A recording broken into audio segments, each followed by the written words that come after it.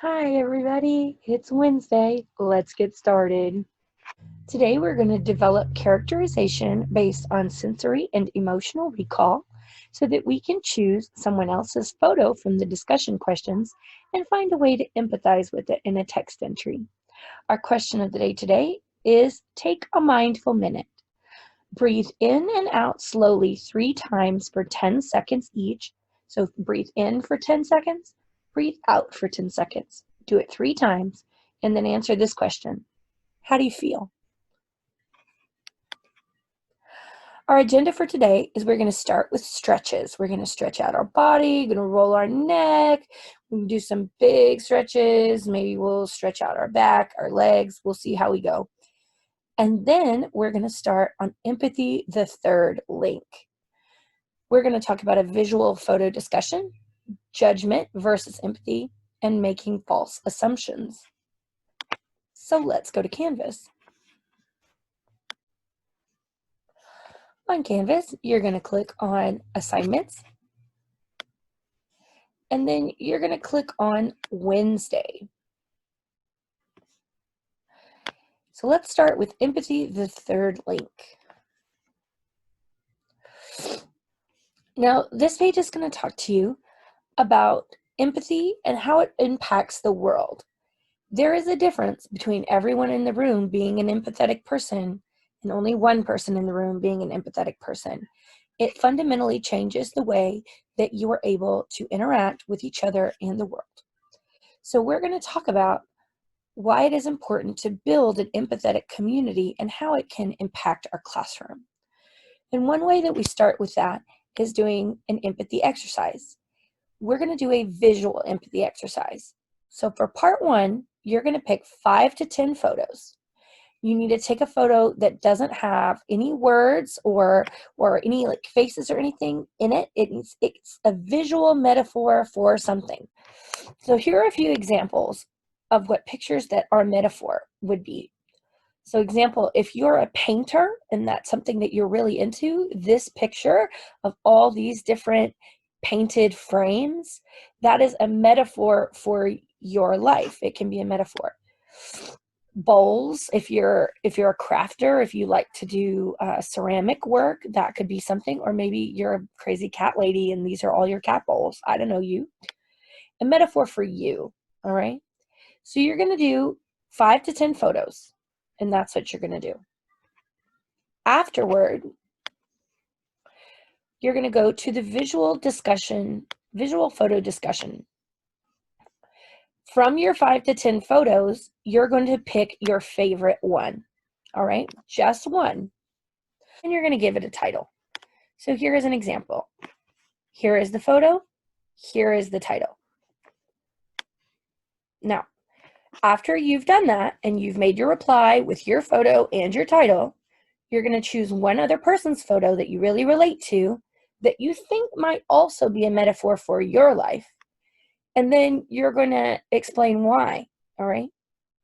So if I put the cat bowls photo on there,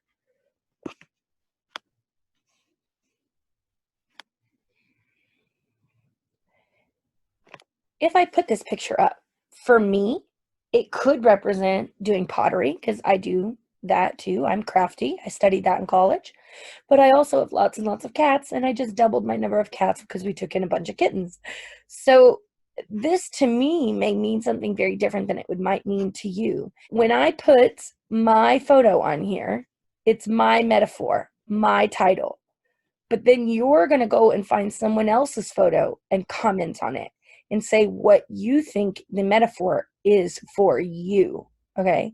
So if this was someone else's picture, this was Miss Sarah's picture, then I would say that this picture means to me about spending time outdoors and taking a little bit of that peace that you feel when you're outside, just like alone in a field, taking a little bit of that peace and putting it inside your house. So trying to remember every day to reclaim that little bit of peace. That's what this photo means to me. It may mean something totally different to you. Comment that. What does this photo mean to you? All right. So we will do an example in class.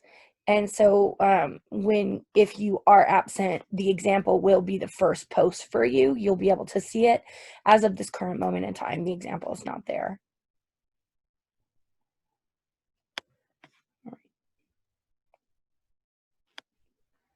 All right, now we're going to look at judgment versus empathy. So there is a difference between being judgmental and having empathy and understanding. All right, making a judgment can be very hurtful, especially when the person was telling you whatever they were telling you in order for you to commiserate with them or to feel their feelings with them. So we're going to talk about it. We're going to watch this video and we're going to read this, and then we're going to talk about it. Have you ever been judged? Have you ever been judged because somebody else did not know what they were talking about?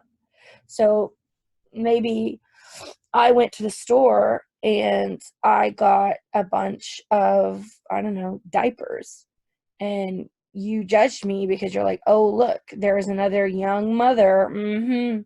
But what you didn't know was the whole story, that I was buying those diapers for my next door neighbor who couldn't afford the diapers.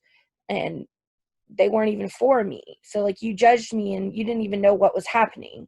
Or like maybe somebody got really mad at you because you didn't do your homework, and what they didn't know was that there was an emergency and both your parents had to leave and you had to watch all 8 of your brothers and sisters at home alone. So maybe you really did try to do your homework, you just really couldn't, and maybe they didn't know the whole story.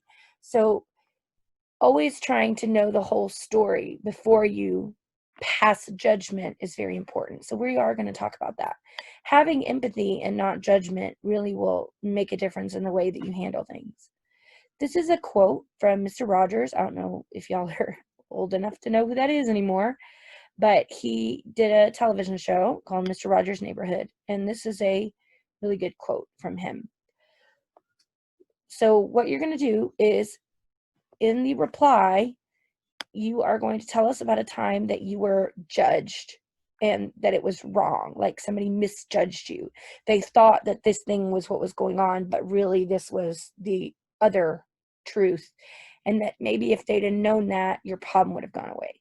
I know that I see a lot of students who have huge falling outs with their friends because they think that their friend was doing this with this other person, or talking to them for this other reason, and then come to find out that wasn't what was happening at all, and now like everything's weird because y'all were really mean to each other for a really long time. I know that happens a lot. So tell me about a time when that happened to you and put your side of the story. So put that on there. Say, look, this is the situation, this is what happened, this is what everybody thought happened, but this is what really happened.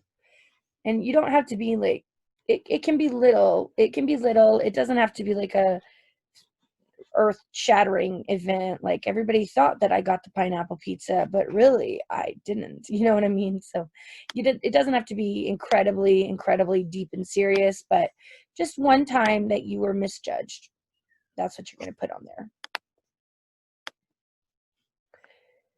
And then for the asynchronous work,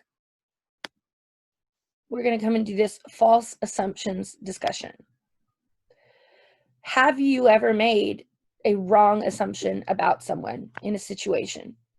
Have you ever been on that side? Okay. How did it make you feel? Why is it important not to jump to conclusions? All right.